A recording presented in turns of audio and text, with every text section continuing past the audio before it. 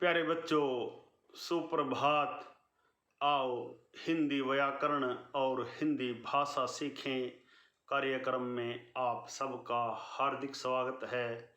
प्यारे बच्चों, आज हम NCERT द्वारा कक्षा 7वीं के पाठ्यक्रम में शामिल कठपुतली नामक कविता का सार अथवा सारांश तथा इसके अभ्यास के प्रश्नोत्तर सीखने का प्रयास करेंगे। प्यारे बच्चों, कठपुतली नामक कविता हिंदी के सुप्रसिद्ध रचनाकार श्री भवानी प्रसाद मिश्र जी की एक महत्वपूर्ण रचना है, जिसमें उन्होंने कठपुतलियों के माध्यम से स्वतंत्रता के महत्व को बताने का प्रयास किया है।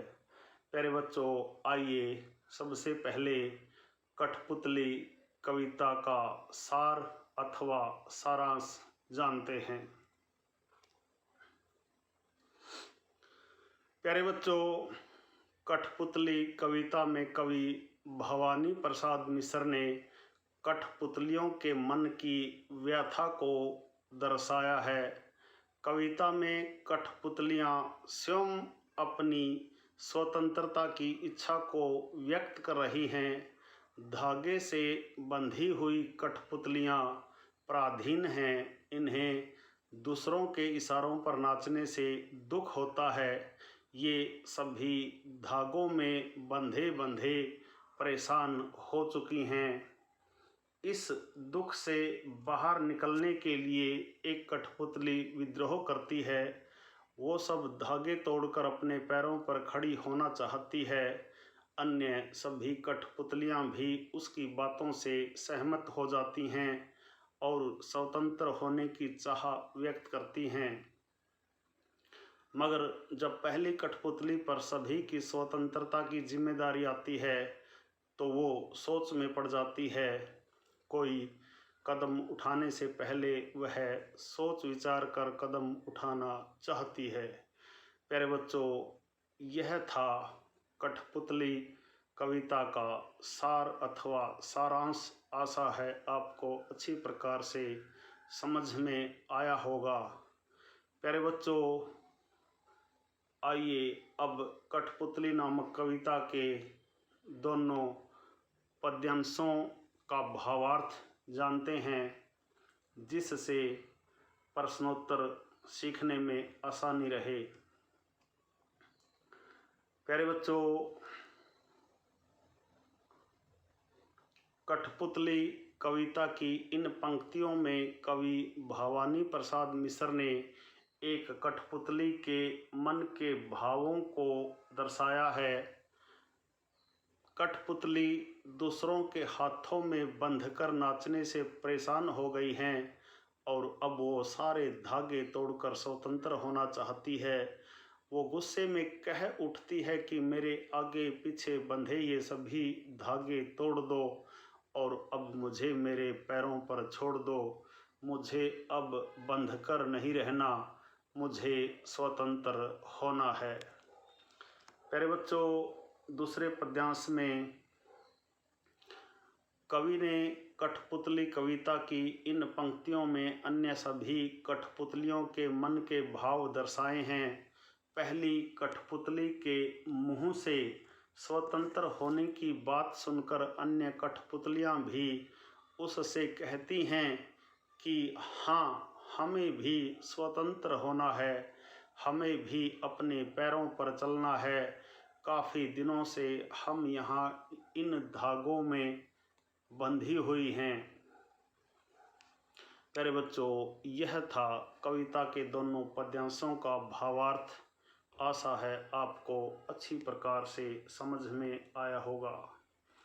प्यारे बच्चों, कठपुतली नामक कविता के सारांश और भावार्थ के बाद आइए इसके अभ्यास के महत्वपूर्ण प्रश्नोत्तर सीखते हैं। प्यारे बच्चों, अभ्यास का पहला प्रश्न देखिए। कठपुतली को गुस्सा क्यों आया? कठपुतली को गुस्सा इसलिए आया क्योंकि वो धागे में बंधी हुई पराधीन है, उसे सदैव दूसरों के इशारों पर नाचना पड़ता है। वह अपने पाँवों पर खड़ी होकर आत्मनिर्भर बनना चाहती है और वह स्वतंत्रता की इच्छा रखती है।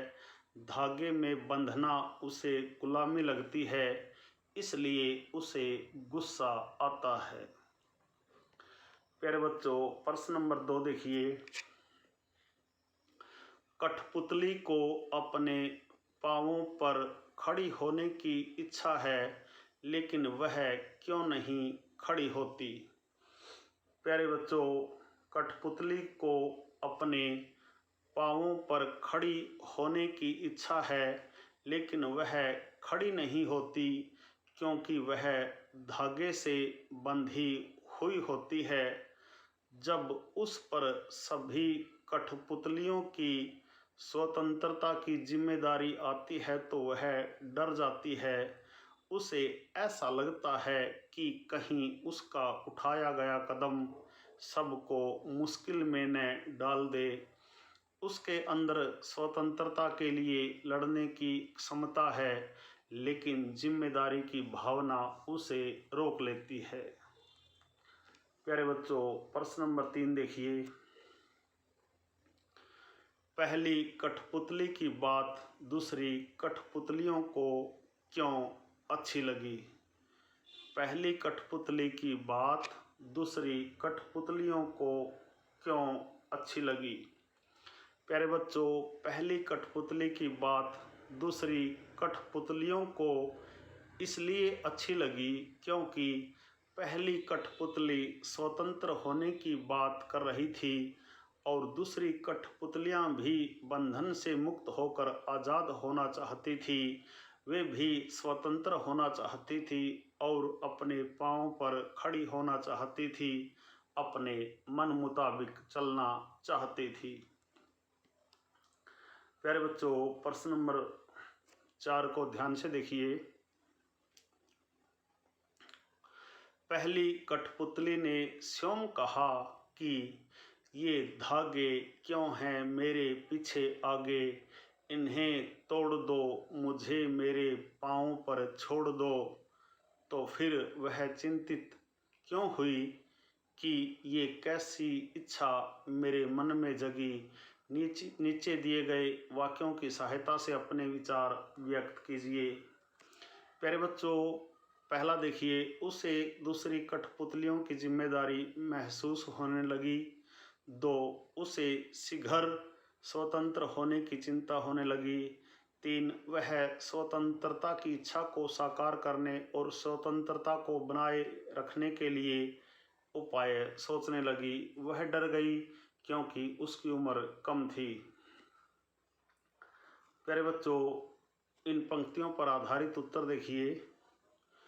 पहली कठपुतली ने अपनी इच्छा तो व्यक्त कर दी कि मुझे स्वतंत्र होना है, लेकिन बाद में उसे अपनी जिम्मेदारी महसूस होती है कि स्वतंत्र होने की क्षमता उसमें नहीं है। अकेले स्वतंत्र होना एक अलग बात है तथा दूसरों को भी स्वतंत्र करवाना एक अलग बात है। उसे लगा कि उसकी उम्र अभी इतनी नहीं है कि वो सबकी जिम्मेदारी उठा सके। प्यारे बच्चों, पहली कठपुतली गुलामी का जीवन जीते जीते दुखी हो गई थी। धागों में बंधी कठपुतलियां दूसरों के इशारे पर नाचना ही अपना जीवन मानती हैं, लेकिन एक बार एक कठपुतली ने विद्रोह कर दिया। उसके मन में शीघ्र ही स्वतंत्र होने की लालसा जागृत हुई, अतः उसने आज़ादी के लिए अपनी इच्छा जताई। लेकिन सारी कठपुतलियां उसकी हाँ में हाँ मिलाने लगी और उनके नेतृत्व में विद्रोह के लिए तैयार होने लगी। लेकिन जब उसे अपने ऊपर दूसरी कठपुतलियों की जिम्मेदारी का एहसास हुआ तो वह डर गई। उसे ऐसा लगने लगा कि न जाने स्वतंत्रता का जीवन भी कैसा होगा। यही कारण था कि पहली कठपुतली चिंतित होकर अपने फैसले के विषय में सोचने लगी। प्यारे बच्चों, आइए अब कविता से आगे इन प्रश्नों पर भी विचार करते हैं। पंक्तियां हैं कविता की। बहुत दिन हुए हमें अपने मन के छंद छुए। इस पंक्ति का अर्थ और क्या हो सकता है? दिए गए वाक्यों की सहायता से सोचिए और अर्थ लिखिए। प्यारे बच्चों, पहला वाक्य देखिए। बहुत दिन हो गए मन में कोई उमंग नहीं आई। 2, बहुत दिन हो गए मन के भीतर कविता सी कोई बात नहीं उठी जिसमें छंद हो, लय हो। बहुत दिन हो गए गाने गुनगुनाने का मन नहीं हुआ। 4, बहुत दिन हो गए मन का दुख दूर नहीं हुआ और न मन में खुशी आई। प्यारे बच्चों, इन पंक्तियों पर आधारित उत्तर देखिए। मन के छंद से यहाँ तात्पर्य मन की खुशी से है। मन के छंद से यहाँ तात्पर्य मन की खुशी से है, अर्थात यहाँ कठपुतलियाँ कहती हैं कि बहुत दिनों से हमने अपनी मर्जी से अपनी खुशी के लिए कुछ नहीं किया। इसी कारण से हमारे मन की इच्छाएं खत्म हो गई हैं, हमारे मन का दुख दूर नहीं हुआ।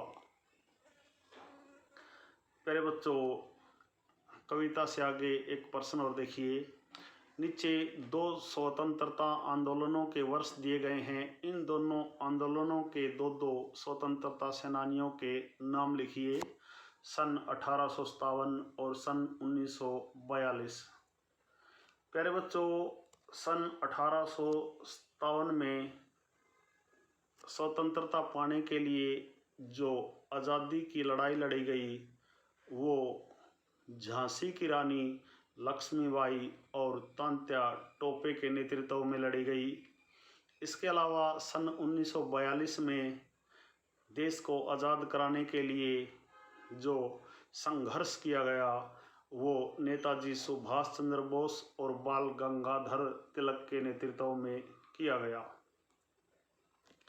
प्यारे बच्चों, आइए अनुमान और कल्पना पर आधारित प्रश्नोत्तर भी जान लेते हैं ताकि कविता और कविता के सभी प्रश्नोत्तर आपको अच्छी प्रकार से समझ में आ जाएं। पहला प्रश्न देखिए। स्वतंत्र होने की लड़ाई कठपुतलियों ने कैसे लड़ी होगी और स्वतंत्र होने के बाद स्वावलंबी होने के लिए क्या क्या प्रयत्न किए होंगे?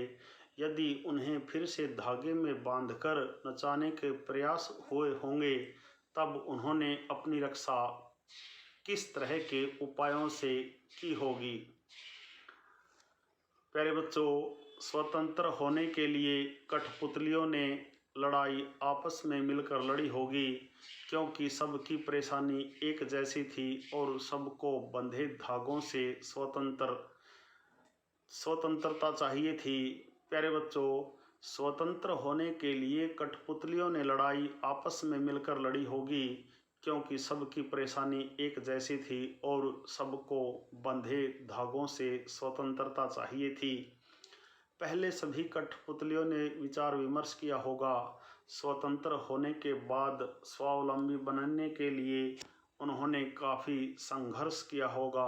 अपने पांव पर खड़े होने के लिए बहुत परिश्रम किया होगा। रहने, खाने, पीने, जीवन यापन की अन्य आवश्यकताओं को पूरा करने के लिए दिन रात एक किया होगा।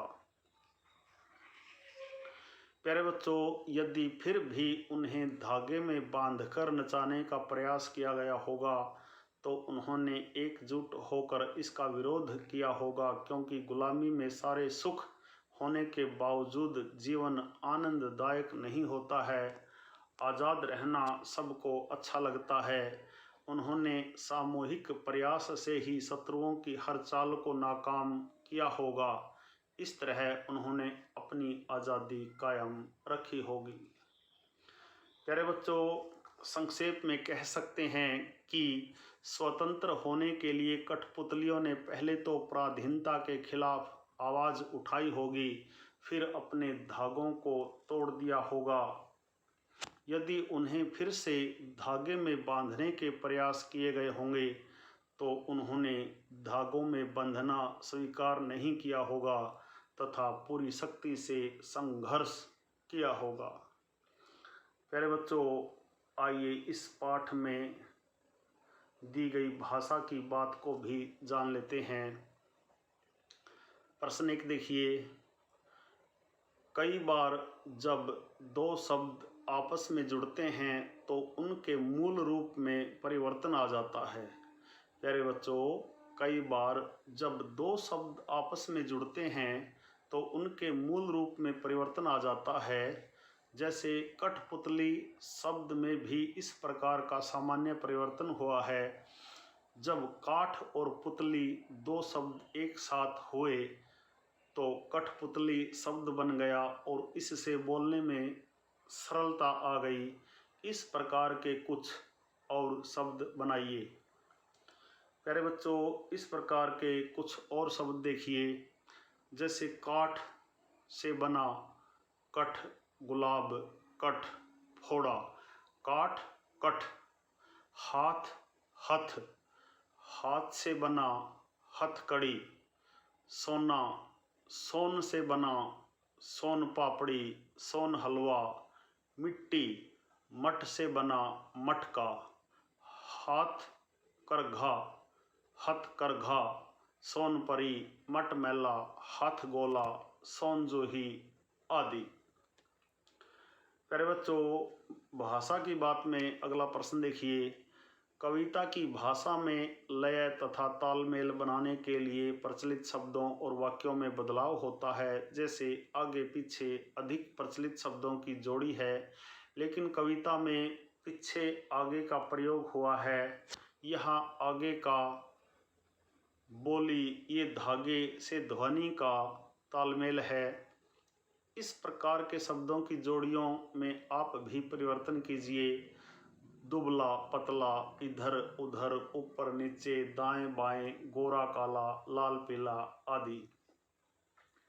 प्यारे बच्चों, आप इस प्रकार शब्दों की जोड़ियों में इस प्रकार परिवर्तन कर सकते हैं। जैसे दुबला पतला, पतला दुबला, इधर उधर, उधर इधर, ऊपर नीचे, नीचे ऊपर, दाएं बाएं, बाएं दाएं, गोरा काला, काला गोरा, लाल पीला, पीला लाल। प्यारे बच्चों, यह थे कठपुतली नामक कविता के अभ्यास के महत्वपूर्ण प्रश्नोत्तर। आशा है आपको अच्छी प्रकार से समझ में आए होंगे। प्यारे बच्चों, कठपुतली नामक कविता का सार अथवा सारांश दोनों पद्यांशों का भावार्थ और इसके अभ्यास के प्रश्न उत्तरों पर आधारित यह छोटा सा वीडियो यदि आपको समझ में आए तो इस वीडियो को लाइक, कमेंट और ज़्यादा से ज़्यादा शेयर ज़रूर करें। प्यारे बच्चों, यदि आप वास्तव में गंभीरता के साथ हिंदी व्याकरण और हिंदी भाषा सीखना चाहते हैं तो आपके अपने YouTube चैनल संगम टीवी हिंदी व्याकरण को सब्सक्राइब जरूर करें और वीडियो पर दिए बेल आइकन को ज़रूर दबाएं ताकि संगम टीवी हिंदी व्याकरण पर पढ़ाए जाने वाले पाठों का सबसे सरल और सटीक विश्लेषण YouTube पर अपलोड होते ही उसका नोटिफिकेशन सबसे पहले आपके पास पहुँचे। प्यारे बच्चों, खुश रहें, मस्त रहें, योगा करें, स्वस्थ रहें। आपका दिन मंगलमय हो।